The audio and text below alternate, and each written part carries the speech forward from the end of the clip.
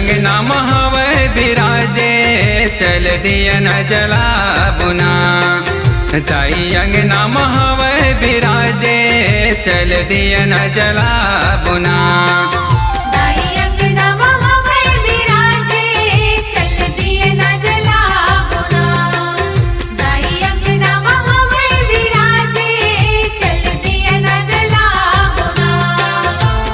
दिए न जला बोना, दिए न जला बोना, दिए न जला बोना, दिए न जला बोना।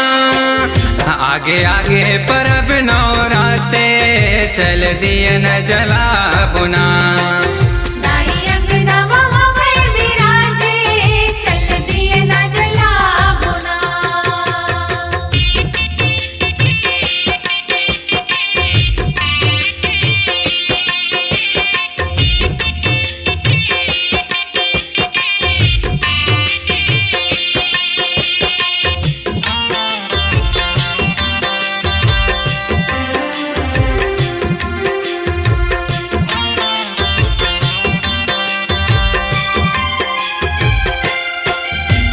सुमिरन है मोरे घर के देवता माता पिता गुरुजन के। सुमिरन है मोरे शारदा मैया सुमिरन शिव नंदन के। सुमिरन शिव नंदन के मैया सुमिरन शिव नंदन के। सुमिरन है बजरंग बलीला सुमिरन देव भीमसन के। सुमिरन है मोर शीतला मैया दुख हर दे सब जन के। दुख हर दे सब जन के मैया दुख हर दे सब जन के। चौक पूरा बोगा पेड़ोली सजा बोना। चौक पूरा बोगा पेड़ोली सजा बोना। दाई अंगना महावे विराजे चल दिए न जला बुना। दाई अंगना महावे विराजे चल दिए न जला बुना।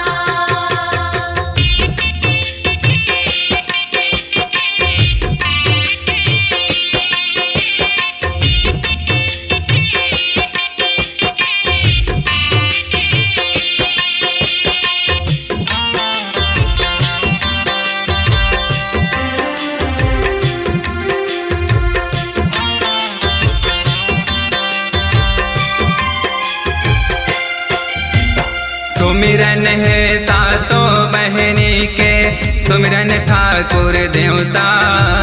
सुमिरन है शिवनंद राजा सबला पठोए नेवता। सबला पठोए नेवता मैया सबला पठोए नेवता। सुमिरन है सिया राम जानकी आदि शक्ति भवानी। भैरो बाबा बन रखवारे सुमिरन दाई कंकाली। सुमिरन दाई कंकाली मैया सुमिरन दाई कंकाली।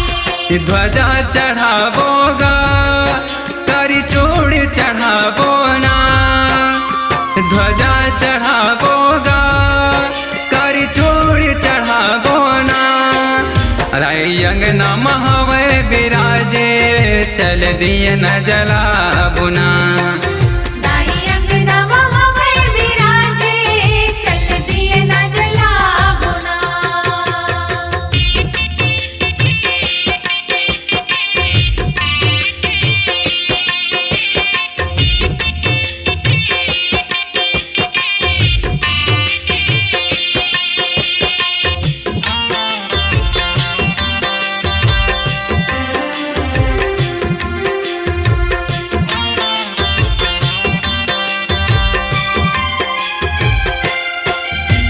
सुमिरन है लक्ष्मी मैयाला अन्नपूर्णा महतारे।